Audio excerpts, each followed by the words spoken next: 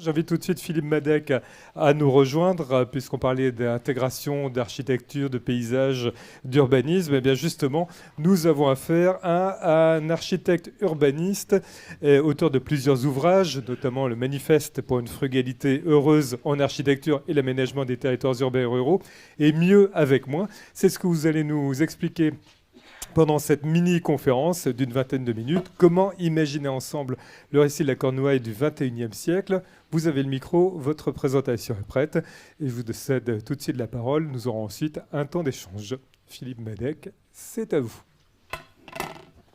Bonjour, merci de cette invitation dans mes terres. Moi, je suis finistérien du Nord, hein, excusez-moi, mais plutôt du côté des Abers, mais en tout cas, le Finistère et la Bretagne sont évidemment au cœur de ma vie. Alors, je vais vous montrer deux, trois petites images que j'aime bien rappeler malgré tout, parce que il est bon de se souvenir dans quelles conditions on est en train de se parler. Il ne s'agit pas juste de bien gérer une commune, mais d'engager la commune dans une autre histoire. Là, vous aurez très peu de diapositives comme celle-là. Elles viennent de la présentation que Valérie Masson-Delmotte a faite au séminaire gouvernemental d'août dernier, quand la Première ministre a demandé qu'il y ait une formation des ministres sur le dérèglement climatique. Donc là, vous avez ce que le GIEC donne aujourd'hui de plus clair.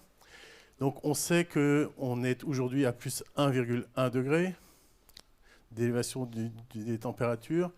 On sait que le 1,5 n'est plus une hypothèse, et que les hypothèses, on l'a entendu à la dernière COP, c'était 2,8. Donc on sait qu'on est déjà à 1,1, et les images que vous voyez en dessous, là, ce sont des images de 1,1. Voilà. 1,1. Et le 1,5, on sait bien qu'il va se passer quelque chose entre-temps. Donc tous nos travaux s'inscrivent dans cette histoire-là. Alors très clairement, on ne va pas réussir à réduire le dérèglement climatique. Ça va prendre du temps. On ne peut faire que se préparer à ce dérèglement-là et organiser nos territoires en ce sens-là.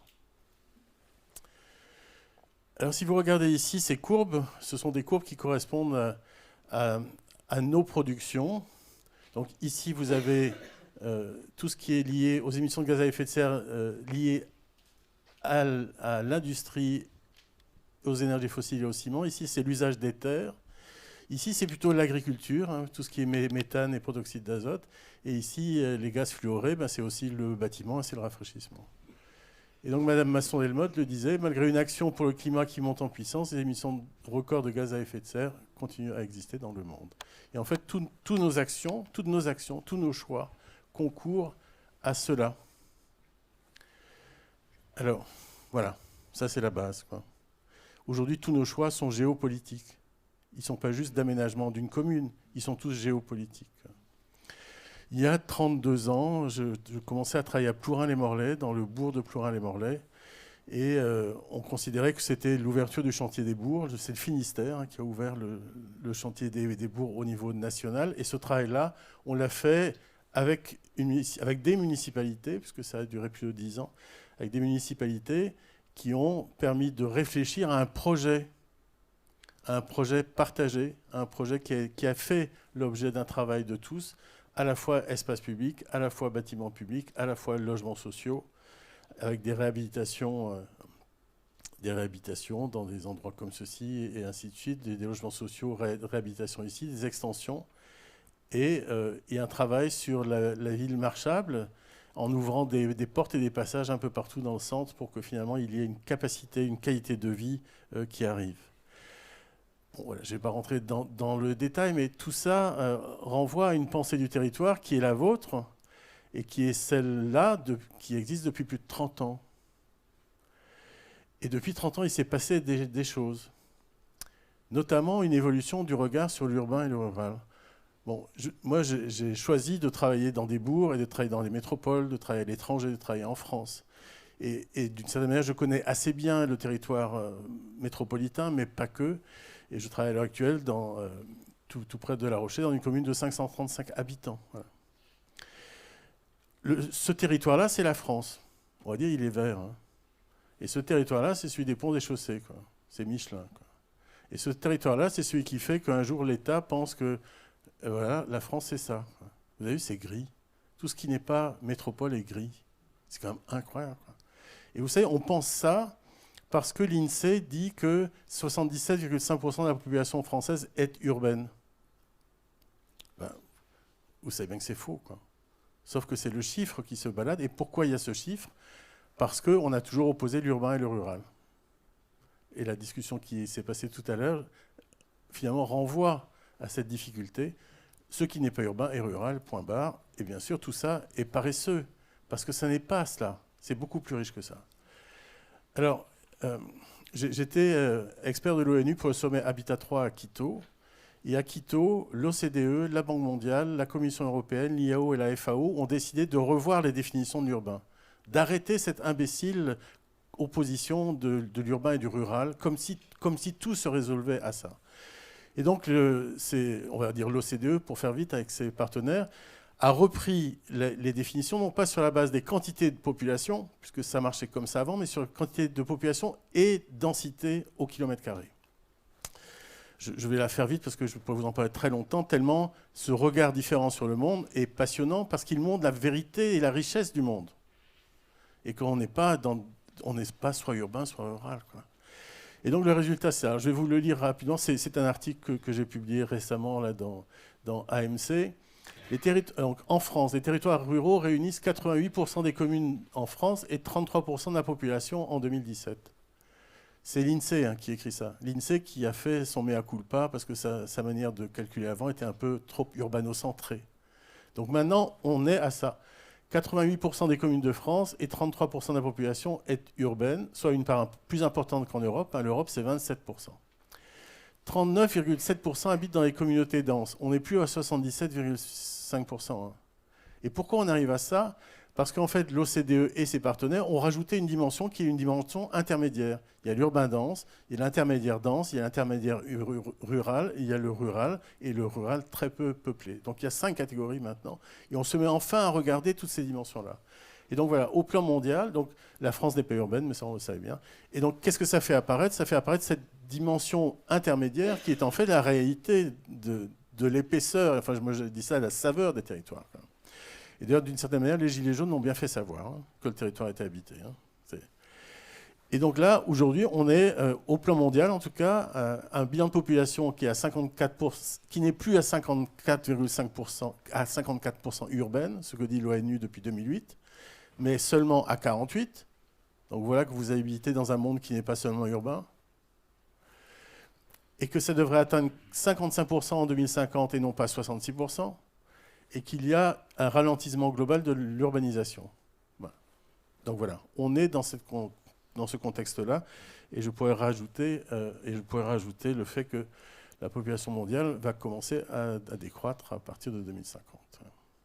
Et qu'on n'intègre pas ces éléments-là dans l'évolution des populations. Et pourtant, dans les pays comme la France, on pourrait à la fois réfléchir aussi sur l'importance de la population.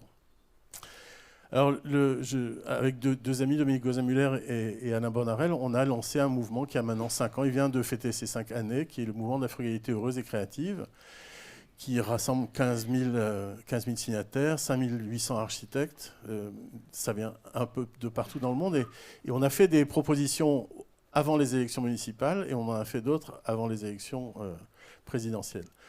Avant les élections municipales, on a fait ces trois objectifs qui sont liés à des engagements. Enfin, on ne va pas tout lire parce que ces éléments-là, j'imagine que vous allez les recevoir. Mais grosso modo, ici, parmi les premiers engagements, préserver le sol comme notre terre. C'est-à-dire regarder notre sol comme étant notre terre, pas juste quelque chose à aménager. D'ailleurs, nous n'utilisons plus la notion d'aménagement, trop productiviste, trop au XXe siècle. Nous parlons de ménagement. J'aimerais bien, moi, qu'il y ait des zones de ménagement concerté, vous voyez, plutôt que des zones d'aménagement concerté. Donc voilà, en tout cas, parmi ces engagements, privilégier la réhabilitation d'existants avant d'engager toute construction neuve, s'interroger toujours sur ça, prioriser l'occupation des friches, etc., etc. Donc ça, c'est pour le sol. Anticiper les dérèglements climatiques, les 3 diapositives du début, c'est ça, quoi. Il faut préparer nos territoires et les gens avec qui nous vivons au dérèglement qui est là et qui est déjà là, quoi. Et ensuite, il faut faire en sorte que pour y arriver, tout ceci soit écrit dans les documents d'urbanisme et dans les documents des SCOT. Il faut que tout ça soit au fond et même la clé de ces documents-là. Juste avant les élections présidentielles, et l'ouvrage était à l'entrée quand je suis arrivé, Cyril Dion nous a demandé d'écrire un texte sur la ville frugale. Et en fait, pour sortir de l'opposition ville-rurale, vous avez bien compris que je n'apprécie pas, on a choisi la notion de commune et pas celle d'urbain. Parce que depuis longtemps, je me demandais, mais qu'est-ce qui permet de penser le territoire disséminé, hein, vous avez bien vu, depuis Paris, on pense que le territoire est gris et qu'il n'y a que les métropoles. On ne sait pas penser le disséminé, on sait penser que des tâches, que des éléments comme ça. Penser le disséminé, finalement, ce que vous voyez de là, c'est un extrait de la carte des communes françaises. Et en fait, la commune permet de penser le disséminé. Et la commune, surtout, est certainement la bonne échelle pour engager un travail à faire en commun. Donc ce livre se résume, voilà, on dit qu'il faut s'engager, ne plus administrer. L'administration en bon père de famille, ça ne marche plus. Les élus doivent être aussi engagés que leurs concitoyens. Il ne s'agit plus de consommer, mais de contenter. Il ne s'agit plus de construire, mais bien de réhabiliter. Et de réhabiliter le monde déjà là, qui est un monde habité. Et on ne peut pas réhabiter le monde déjà là, qui est un monde habité, sans le faire avec les gens qui l'habitent. Ça n'aurait pas de sens. Et finalement, ménager, ne plus aménager. Simplement, le fait de changer le mot, on voit à quel point ça change même la position du corps dans l'espace et par rapport aux engagements. Il nous faut ménager ce qui est déjà là, ce qui nous reste en fait. Et alors, la vraie leçon de Plurin Les Morlaix, c'est ça. C'est pas que, bien sûr, on peut travailler à l'intérieur du monde rural avec des gens engagés, c'est qu'on ne peut le faire que tous ensemble. Et donc, Plurin Les Morlaix, ça a été fait 15 ans avec tous les Plourinois. C'est le premier projet à avoir reçu le prix du projet citoyen en France. Et là, vous avez d'autres images de ce que mon atelier fait de façon récurrente, systématiquement, pour tous les projets urbains, tous les projets d'architecture, avec des bivouacs sur place, avec des engagements de tous dans les projets, au plus près des gens, avec des PCI quand c'est nécessaire, avec des chartes d'engagement pour fabriquer des groupes de citoyens, avec un bivouac. En fait, toute une aventure de travail en commun qui est absolument indispensable de mener pour réaliser que l'intelligence collective, c'est finalement ce qui nous fait le plus avancer. Ici, vous avez un exemple qui vient de la ville de Bordeaux. La ville de Bordeaux a créé le label Bâtiment Frugal Bordelais. Ça apparaît à Nancy en ce moment, enfin ça apparaît un peu partout. Donc qu'est-ce que c'est? Pendant un an, la municipalité a travaillé avec les promoteurs, avec les promoteurs privés, sur l'évolution de leurs produits, comme ils disent, à partir des enjeux de frugalité, c'est-à-dire bioclimatisme, faible utilisation des sols, etc., matériaux biosourcés issus de moins de 50 km, etc. Et au bout du compte, le label existe, porté par les promoteurs, qui se sentent des acteurs et non pas contrariés par cette histoire. Et c'est très important. C'est pareil, c'est vrai pour les promoteurs, c'est vrai pour les citoyens. Il faut absolument engager cette histoire en commun, de telle manière qu'on y arrive. Alors le travail sur lequel l'architecture peut apporter est un travail que je mène aussi, enfin comme mon confrère. Et il y a quelques années, il y a 7 ans, j'ai créé une association qui s'appelle la Team Solar Bretagne. Et parmi les activités de la Team Solar Bretagne, on a eu une commande de la part de Rennes Métropole pour réfléchir à comment habiter les centres-bourgs de seconde couronne. C'est là où personne ne veut habiter. Parce que les centres-bourgs, on ne veut pas, on préfère le lotissement. Et donc, pendant un an, avec des promoteurs, avec la COP d'habitation, avec Bretagne Habitation, et avec des sociologues et des économistes, on a fait tout un travail pour essayer de comprendre comment intervenir à l'intérieur du tissu existant, faire des propositions qui ne sont pas liées au jardin et à la voiture, on va dire, mais qui sont absolument heureux à vivre dans les bourgs. Bon, on avait fait auparavant une proposition qui était le T+T, qui n'est pas tout à fait comme le BIMBI, mais qui est en fait la possibilité d'ajouter un logement en réhabilitant un logement. Et donc voilà, tout ce travail-là, comme les éléments de la frugalité rose et créative, sont disponibles sur des sites internet. Et donc si vous allez sur la Team Solar Bretagne, vous pouvez télécharger ce document dans lequel vous voyez à la fois ce vers quoi nous sommes allés, c'est-à-dire que les études sociologiques ont fait apparaître 3 typologies de familles. Il y a des typologies d'habitats qui sont arrivées. Il y a des propositions qui ont été faites sur 8 communes. Donc ici, c'est Cintré, là, c'est Cornu, et ici, voilà, il y en avait d'autres.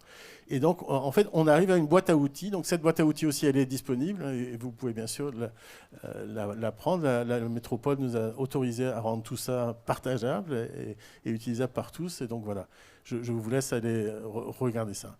Alors sur la manière de faire, on sait faire différemment et depuis longtemps, quoi. Tout ce dont je vous parle, c'est pas de l'utopie. Mon atelier, il le fait, mais il n'y a pas que mon atelier qui fait ça. Il y a plein d'ateliers qui font ça. Il y a plein de confrères qui font ça. Depuis 1996, je suis l'urbaniste de la commune de Passé. Passé, c'est une des communes d'extension de la métropole de Rennes. Et quand on a commencé à faire ce travail-là pour Passé, où il a fallu accueillir la population qui arrive dans le bassin rennais, on a réfléchi à un dispositif qui était totalement différent d'existant. Les gens venaient se balader pour voir les grands lotissements de Passé dans les années 80, les grandes maisons, les grandes haies et tout ça. Et donc nous, on a totalement changé l'histoire en travaillant sur des parcelles petites, en mélangeant du social et du non social, en mélangeant le collectif et l'associatif, et en faisant en sorte que tout ça soit géré par la présence de la nature sur le site. Donc ça, c'est le plan. Ça nous a permis de construire en R+5 dans une commune où il n'y avait que du lotissement. Parce que finalement, quand sur une prairie que vous rendez inondable parce que ça gère le territoire qui est en aval, cette grande prairie-là, elle permet de monter plus haut finalement. On n'est pas obligé de rester dans son rez-de-chaussée plus comble. On peut monter plus haut parce que l'échelle l'autorise. Et donc ce site-là, qui est géré par des vaches et qui sert évidemment d'espace de jeu et d'agrément, à tel point que les communes voisines viennent aussi ici faire du sport, cet espace est totalement inondé. Donc ça, c'est une inondation il y a à peu près une dizaine d'années. Aujourd'hui, vous voyez que la végétation a pris partout, que les jardins familiaux sont arrivés, que le végétal est absolument omniprésent et que l'on fait du reméandrage de rivières, de telle manière que l'eau retrouve sa place. Donc l'ensemble de la structure est faite à partir de rabines. Donc ça, c'est du bois, c'est boisé. Hein. Les 4 strates de boisement sont là. Et ces rabines, qui permettent de gérer l'eau, vous permettent de traverser tout le quartier sans voir un seul bâtiment. Simplement parce que les continuités sont faites pour vous donner cette qualité-là. Et vous imaginez la fraîcheur, la qualité de l'air, enfin bref, toutes ces choses-là qui fait que bien que l'on aménage, on ménage, évidemment. L'enjeu est celui-là. Et puis quand vous trouvez qu'il y a un ruisseau qui est toujours un peu rempli d'eau, vous réalisez que c'est un ruisseau. Et que, enfin, un fossé toujours en eau, c'est toujours un ruisseau, on le sait bien. Et donc on refait du méandrage aussi à cet endroit-là.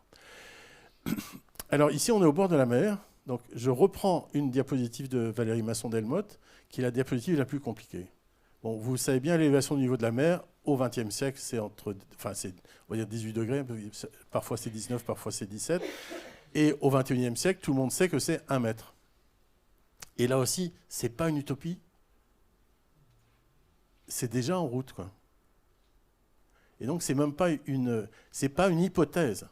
C'est en route le 1 mètre. L'hypothèse est celle-là. C'est celle que le GIEC ne réussit jamais à dessiner pleinement, parce que c'est la plus catastrophique. C'est la fonte simultanée des 2 pôles. Donc voilà. Ça veut dire la côte, ce n'est pas l'endroit où il faut construire. Hein. On le sait bien. Hein. Et on sait bien que penser la côte, c'est penser l'arrière-pays. C'est-à-dire que dans le cas d'un SCOT, s'il n'y a pas ces grands enjeux-là de déplacement de population telle qu'elle est aujourd'hui installée, et d'arrêt peut-être des autorisations de construire dans les sites dont on sait qu'ils vont être inondés, on ne répond pas aux enjeux qui sont là. Avec nos étudiants de la Team Solaire Bretagne, on les a fait travailler sur Gavre, la presqu'île de Gavre, hein, qui est sous 5 mètres d'eau, il y a quelques temps. Ouais. Je ne vais pas vous montrer les résultats parce qu'on n'a pas le temps là, mais enfin bref, c'est aussi une façon de reverticaliser, d'accepter que l'eau qui vient est une réalité, qu'il ne faut pas essayer de la quitter. Je vous montre ça, ça va vous paraître loin, mais en même temps, ça permet de penser à notre situation contemporaine. Je m'occupe d'une commune de la Martinique qui s'appelle Le Prêcheur, qui est la commune la plus au nord de la Martinique, tournée vers les Caraïbes. Donc c'est un endroit magnifique. Le soleil du soir, c'est très beau. La terre est très riche et la mer est aussi très riche. Sauf qu'on déplace la moitié de la population. 50% de la population. que l'on déplace parce que élévation du niveau de la mer, houle cyclonique, tsunami, tremblement de terre, liquéfaction des sols, lave et éruption volcanique. Donc vous imaginez bien que ce travail-là, qui se passe ici peut-être de façon stressante, plus stressante qu'ailleurs, n'est que l'exemple de ce qui va se passer ailleurs, et y compris sur nos côtes. D'ailleurs, quand on voit le document que l'État a fait parvenir aux communes littorales, on voit bien que... Moi, je ne pensais pas que la Bretagne aurait été aussi touchée, surtout ma côte nord. Hein. Mais voilà, donc réfléchir à l'élévation du niveau de la mer, c'est réfléchir à tout le territoire. Et on sait très bien qu'il faut absolument le faire. Donc je ne vais pas rentrer dans le détail ici, mais ça va me permettre de faire arriver un nouveau mot, peut-être, qui est lié à ces situations d'urgence. Donc voilà, ça c'est la commune. Ça c'est tout le travail qui est fait. Qu'est-ce que c'est qu'un territoire autosuffisant? Parce que c'est bien un SCOT, mais c'est bien aussi de penser à l'autosuffisance des territoires, et pas forcément dans le lien, mais que chacun essaie d'aller vers son autosuffisance. Et puis, voilà, il y a cette notion de refuge. Quand la catastrophe arrive, il faut pouvoir faire en sorte que la population trouve du refuge. Ici, c'est une école qui va pouvoir accueillir 150 personnes pendant 15 jours en totale autonomie. Et elle est installée dans un quartier qui est destiné à devenir un quartier refuge. Et je pense que cette question du refuge est une question que l'on peut retrouver dans nos sujets, y compris métropolitains. On a redessiné toutes les maisons des gens pour faire en sorte qu'on ne leur dise pas. L'injonction, on n'y croit pas. Hein. Vous avez compris, nous, on parle de frugalité, on ne parle pas de sobriété. Hein. La sobriété, c'est vous devez être sobre. Ce n'est pas ça l'avenir de demain, quoi. L'avenir, c'est un récit construit ensemble. Et la frugalité est une version extrêmement positive de la possibilité de créer un récit ensemble. Et ici, le récit frugal, c'est on va voir les gens, on dessine toutes leurs maisons, on découvre qu'au-delà des maisons traditionnelles qui sont la maison et son jardin et la maison en lanière, il y a la maison et ses voisins. Tellement ils ont été nombreux à nous dire « Moi, je veux bien être déplacé, mais avec ma voisine. » Parce que finalement, il y a des maisons où on vit avec ses voisins. Donc on a fait tout ça. On est arrivé à un appel d'offres auprès d'architectes qui ont travaillé sur la base de ces logements-là pour installer dans les secteurs qui ont été repérés tous ensemble, hein, les secteurs de déplacement, pour faire donc ces logements qui correspondent au mode de vie existant. Je vais juste vous montrer ça sur le zéro artificialisation nette. Ces maisons vont disparaître. Bien sûr, on ne met rien à la place. On les déconstruit et on laisse la végétation revenir. D'ailleurs, de ce point de vue-là, si l'agriculture industrielle devient... les terrains d'agriculture industrielle devenaient des terrains d'agriculture bio, pourquoi on ne parle pas de désartificialisation? Quand même. Il faut arrêter de rigoler, quoi. Bref. Donc voilà. Et juste pour terminer, ça va ou j'ai... Voilà. Juste. Ces 5 petites diapositives, c'est... Voilà. Un des derniers projets que nous faisons, hein, qui renvoie à l'AMI pour le logement de demain, là, vous savez. Et donc ici, c'est à Angers, c'est 81 logements, sur un terrain où on met à la fois du collectif, et du collectif ici sur un parking silo, avec tout un travail de lanière pour gérer l'eau et pour mettre en place un paysage, des maisons mitoyennes, et ici toute une partie qui est dédiée à de l'habitat participatif. Donc tout ça, c'est du logement social, accession sociale, et notamment, voilà très rapidement le projet, où on mélange les typologies, où on regarde qu'est-ce que c'est que la terre, hop, elle est bien. Donc on va construire en BTC, parce que la terre du site le permet. Et voilà, donc les BTC, ça va ressembler à ça. Et on le conçoit comment? On le conçoit avec tous ceux qui ont envie d'habiter là. Et cette manière, finalement, d'arriver à un travail collectif, du plus grand qui est la pensée du territoire communal, à chaque projet, est pour nous une manière d'enrichir considérablement notre travail. Merci Philippe Madec. Vous avez des questions, des commentaires. Le micro va être mis à votre disposition tout de suite. Alors, première question. Oui, monsieur, vous levez la main. Je vous invite à relever la main. Merci. Et nous vous écoutons. je vous remercie beaucoup pour cette intervention. Moi, je suis adjoint à l'urbanisme sur Combrit. Donc, pour au moins tous les propos que vous avez tenus, et je rebondirai aussi sur ce qui a été dit tout à l'heure. En fait, vous parlez d'autosuffisance des territoires. Il est vrai qu'il va falloir qu'on s'interroge très sérieusement en tant qu'élu sur en fait comment socialement on équilibre nos territoires. Quelle est la population dont on a besoin sur nos territoires pour faire vivre tout simplement notre territoire, nos services. L'autosuffisance, c'est aussi la capacité de nourrir nos habitants sur un territoire. Toutes les politiques alimentaires des territoires, tout ça, c'est lié, j'imagine. Enfin, oui, moi, je l'imagine bien. Donc, je pense qu'il faut qu'on arrête de penser, en fait, l'urbanisme comme un sujet à part, de tout le reste. Parce que l'urbanisme, c'est vivre ensemble, vivre avec ses voisins, à côté de ses voisins, c'est vivre sur un territoire. C'est d'arriver à vivre sans être obligé de faire venir, je ne sais pas, chez nous, des jeunes qui viennent travailler au Super U ou ailleurs dans les commerces, qui sont obligés de se loger à 30 km. Enfin, voilà, c'est cette capacité d'être autosuffisant sur nos territoires, ça doit être une question essentielle dans nos manières de traiter en fait l'urbanisme aujourd'hui. Et la deuxième chose aussi, sur laquelle je rebondis complètement, c'est en fait cette frugalité dont vous parlez, en fait, cette nécessité de faire avec les habitants. Parce que, effectivement, jusqu'à présent, quand on travaille sur l'urbanisme, on fige le territoire pour les 40, 50 ans à venir, voire même pour plus. Ce qu'on a fait il y a 20 ans, on le subit aujourd'hui. Donc, j'ai envie de dire, en fait, on ne fera pas sans les habitants, ça c'est clair, sur nos territoires. Il faut qu'on s'interroge aussi sur notre manière de construire. On ne doit pas donner en fait les clés de la constructibilité à des promoteurs sans avoir discuté sur les qualités de ce qu'on construit sur nos territoires.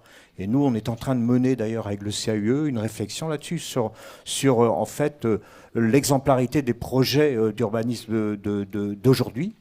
Et il ne faut pas attendre demain parce que je crois que c'est une question essentielle. Voilà. Je vous remercie. On est bien d'accord. Et je vais juste évoquer un tout petit point sur le fait que c'est maintenant. Hein. Moi, quand je vois vos programmes lancés sur 30-40 ans, moi, je suis un peu effaré. Parce que l'enjeu, c'est maintenant. Le temps est à l'action et c'est le temps maintenant. Vous savez, quand il y a eu ce qu'on appelle le rapport Brundtland, hein, c'est en 1987, hein, c'est un rapport qui est fait par le Programme des Nations Unies sur les établissements humains. Mme Brundtland, c'est la première ministre de Norvège et qui fait la rédaction de ce rapport-là. Elle est la présidente du PNUH. Et tout son travail, c'est toujours sur les générations à venir. Hein, c'est satisfaire les besoins du présent et sans obérer la possibilité des générations futures à réfléchir aux leurs. Et dans son texte d'introduction, elle écrit « En 2020, il y aura un dérèglement climatique avéré dû aux émissions de gaz à effet de serre ».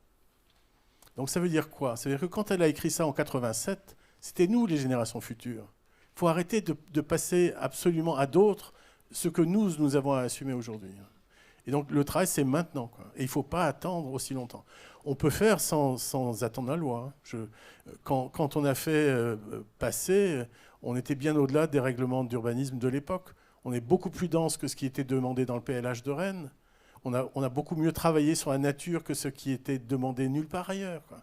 Donc on peut faire des choix ambitieux simplement parce qu'on en a envie et parce qu'on a aussi la responsabilité de nos actes de bâtisseurs. 60% des émissions de gaz à effet de serre sont liées au bâti et à son habitabilité, quoi. Vous rajoutez les 20% du déplacement et vous voyez que nous qui pensons le ménagement des territoires, nous sommes engagés dans quasiment 60% des émissions de gaz à effet de serre. Donc notre rôle commun est un rôle essentiel, quoi. Et donc ce n'est pas demain. Demain, ce sera vraiment trop tard, quoi. Autre intervention, autre question? Oui. Quelqu'un d'autre? Vous avez le micro, c'est à vous. Oui, bonjour, Françoise Dervout, adjointe à l'urbanisme sur la commune de Névé. Quand je vous entends parler de travailler avec la nature, c'est tout à fait l'objectif que j'ai, moi, sur ma commune. Mais j'ai un gros souci. Vous parliez de méandrage tout à l'heure, ça m'intéresse beaucoup parce qu'on a beaucoup de zones humides, on va dire, qui sont déclarées comme telles et qui pour moi, ne sont pas des zones humides naturelles, mais tout simplement de l'entretien de fossés ou de ruisseaux qui n'a pas été fait, car on a un gros frein. Je ne sais pas s'il y a des représentants parmi nous, mais c'est la police de l'eau. Comment vous avez travaillé avec la police de l'eau, puisqu'on n'a pas le droit de toucher au ruisseau? Alors quand le ruisseau est devenu un fossé et qu'il reçoit toutes les eaux de ruissellement remplies d'hydrocarbures, la police de l'eau, elle commence à vous remercier d'avoir remarqué ça, quoi. Et donc, je suis architecte et urbaniste, et je ne suis qu'architecte et urbaniste. Ce qui veut dire que je prends toujours des bons partenaires pour toutes les choses qui sont spécifiques. Et là, je vais faire une publicité pour Yaosen. J'utilise le savoir-faire de Gwenaël Desnaux et de Yaosen sur tous les enjeux hydrauliques dans mes projets. Et chaque fois, on réussit à faire en sorte de revenir à des choses qui sont meilleures que l'existant. La prairie inondable dont vous avez vu une photo, là, une image, on y est arrivé parce qu'on a repéré historiquement qu'il y avait un étang dû à un moulin. Et donc, du coup, la présence du moulin et de la digue nous a permis de réduire la quantité d'eau qu'on laissait passer dans les buses pour pouvoir inonder la prairie. Je ne vous ai pas montré ici, mais j'ai un écoquartier à Val-de-Reuil, près de Rouen, où on est parti du fait qu'il allait être inondé. On est parti de ça. Parce que l'Eure, qui est juste à côté, qui dépend de la Seine, déborde tous les ans. Et au lieu de dire à l'Eure, tu ne viendras pas, il ne faut jamais dire à l'eau, tu ne viendras pas. Hein. Vous savez ça. Hein. Au lieu de lui dire, tu ne viendras pas, on a tout fait pour qu'elle vienne. Et aujourd'hui, le quartier est magnifique en paysage, en présence de l'eau, en espace de jeu pour les enfants, simplement parce que l'eau arrive, quoi. Voilà, tout... Oui, il y a un représentant de la police de l'eau, heureusement. Donc, non, effectivement, on va être excessivement limitatif sur tout ce qui est artificialisation des cours d'eau, des zones humides, etc. Et heureusement. Mais si vous avez des choses qui sont raisonnables, compenser, éviter, réduire, compenser, etc., il y a des choses qui se font. Le travail de reméandrage que vous avez fait passer, c'était en quelle année? C'est en cours. C'est en cours. Il y en a un qui a été fait il y a 10 ans. Celui qui correspond à la prairie inondable que vous avez vu tout à l'heure. Oui. Et à l'heure actuelle, on est en train de reméandrer ce que vous avez vu dans les fossés en eau, là. On est en train de faire ce reméandrage-là. D'accord. Et vous n'avez pas de problème avec la police de l'eau? Pas du tout. Non. C'est moi qui ai mis en place la police de l'eau en Ille-et-Vilaine. Je ne suis pas surpris qu'il n'y ait pas eu de problème non plus.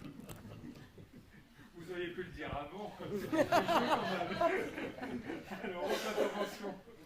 Oui, Nadine Kersaudy, donc maire de Cléden-Cap-Sizun, commune littorale et rurale. 13,6 km de sentiers côtiers pour vous dire à peu près le linéaire de côte que nous avons sur la commune. Vous voyez, quand on parle de sobriété ou de frugalité, parce que là, il faudra que vous vous entendiez entre les parlementaires et on va dire les personnes de la société civile, parce que pour avoir entendu Madame Gatel il y a quelques mois, elle n'aime pas du tout le mot frugalité. Elle préfère la sobriété. Maintenant, bon, je laisserai le soin de philosopher de temps en temps, mais juste pour vous dire que la sobriété foncière, le maire que je suis depuis 1995, je la pratique au quotidien. Commune littorale, déjà, nous ne pouvons pas construire en extension d'urbanisation, hormis dans les villages, mais vous savez que ça se réduit comme peau de chagrin, les villages dans des communes comme les nôtres. Et j'ai toujours réhabilité, densifié, avec des organismes d'habitat social. Mais voilà, donc maintenant, je regarde ce qu'il y a aussi au niveau des biens vacances en maître, où je pratique, on va dire, cette procédure de manière régulière à la demande de mes administrés. Mais je me heurte, par contre, et j'aurais bien aimé que les parlementaires soient présents à cette réunion, à un souci, ce sont des biens dont les successions sont ouvertes. Et lorsqu'on regarde les délais, je vois que pour les zones de revitalisation rurale, le délai a été écourté et raccourci à 10 ans pour entrer dans bien vacances en maître. Pour les autres, c'est toujours 30 ans. Alors nous avons dans le bourg un beau bâtiment de caractère, une ancienne ferme qui aurait, il y a quelque temps, eu un réel intérêt, mais maintenant qui se dégrade à vue de nez, c'est le cas de le dire. Il est à côté de notre église qui est inscrite et je ne sais pas quoi faire. Et là, je me heurte à un droit auquel moi je suis très attachée, qui est le droit de propriété. Mais j'estime que lorsqu'on a des héritiers qui ne sont pas directs et qui, au bout ça fait bientôt plus de 3 ans que la situation n'a pas évolué. Et je me heurte aussi au notaire qui me dit un tel est venu au tribunal pour dire non et tout ça. Donc sur ce point, ça n'évolue pas. Parce que, moi, je n'aurai plus bientôt de terrain à densifier. J'entends la sobriété aussi, on va dire, entre les habitants, le bien vivre ensemble, mais le fait est aussi que je suis confrontée, et ce ne sont pas mes collègues maires qui vont le dire, à des personnes qui sont de plus en plus hargneuses, demandeuses de plein de choses. On vient rouspéter à la mairie, on s'en prend aux élus. Donc moi j'ai un peu peur aussi que nous ayons à terme des problèmes de voisinage. Moi, je veux bien qu'on s'entende. On essaye on a suivi d'ailleurs des formations avec les gendarmes, donc pour gérer le stress, être devant des personnes qui sont un peu récalcitrantes. Mais voilà, attention aussi de dénaturer un petit peu nos communes et voilà, le bien vivre ensemble, il s'entend partout. Et vous voyez, moi, je vais me retrouver. J'aime m'exprimer. Le dernier atelier que j'ai assisté au Congrès des maires en 2019, qui était Quel urbanisme après la loi Elan. Nous faisons partie d'un grand site de France. Les paysages, les espaces naturels, on connaît. Mais malheureusement, nous avons envie aussi d'avoir un peu de terrain pour permettre à nos nouveaux habitants et aux enfants de nos habitants de pouvoir encore construire. C'est tout ce que je voudrais dire. C'est compliqué, hein, Philippe Madec, quand même. Oui et non. Enfin, je reconnais dans tout ce que vous avez décrit de votre action jusqu'à présent des éléments que nous défendons. Voilà. Et voilà. Alors, vous avez bien raison. C'est bien. C'est ce que je veux.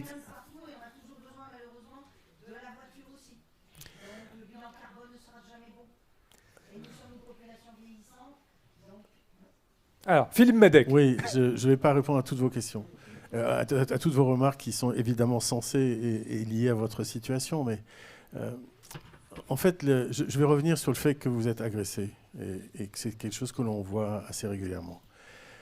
Ce que moi je vis au travers de tous les groupes de discussion que l'on a avec nos projets, c'est que le groupe s'auto-régule. Si vous voyez les gens une fois, le groupe n'existe pas. Si vous les voyez 2 fois, 3 fois, 4 fois, petit à petit, le groupe se constitue et il s'auto-régule. C'est-à-dire que c'est pas à vous de dire arrêtez de parler, quoi. Les gens savent très bien qui exagère et qui n'exagère pas. Et quand vous les voyez ensemble, et non pas dans un tête-à-tête ou dans un vis-à-vis à propos de sujets comme le patrimoine, la problématique, il se passe autre chose qui vous protège. Et donc moi, je ne peux que vous conseiller de tenter l'aventure de la co-conception ou de la co-gestion ou voilà, du travail en commun qui a de vraies vertus apaisantes. Et ce qui facilitera le passage à la frugalité heureuse, c'est que ça permet une meilleure qualité de vie, au final. C'est aussi un des objectifs. Oui, absolument. Enfin, ouais. Bon, que des gens soient pas heureux avec la frugalité, j'en suis persuadé. Hein. Le monde politique économique ne parle que de sobriété. C'est vachement plus facile, quoi. Hein. Parce que la sobriété, c'est tu vas moins consommer, moins de pétrole, moins de CO2, moins de terre, et tu vas me faire ça, quoi. Et on va chiffrer ça, quoi. Et si tu le fais pas, tu as tort, quoi. Et ben moi, je ne pense pas que l'on construise un récit d'avenir collectif à partir des injonctions. Ça n'a jamais marché. Et donc, fabriquer de l'en commun, ça passe par la frugalité qui est quand même porteuse d'une relation à la terre plutôt rassérénée, hein, puisque frugal, c'est la justesse, hein, c'est la mesure. Et Montesquieu disait l'amour de la démocratie, c'est l'amour de l'égalité. L'amour de la démocratie, c'est l'amour de la frugalité, parce qu'on ne peut pas arriver à l'égalité sans la frugalité généralisée. Voilà. Belle conclusion. Merci Philippe Madec, merci de vos éclairages. Et puis nous pourrons poursuivre nos échanges, puisque vous êtes venu aussi avec vos livres, que vous pourrez dédicacer tout à l'heure à l'issue de cette matinée.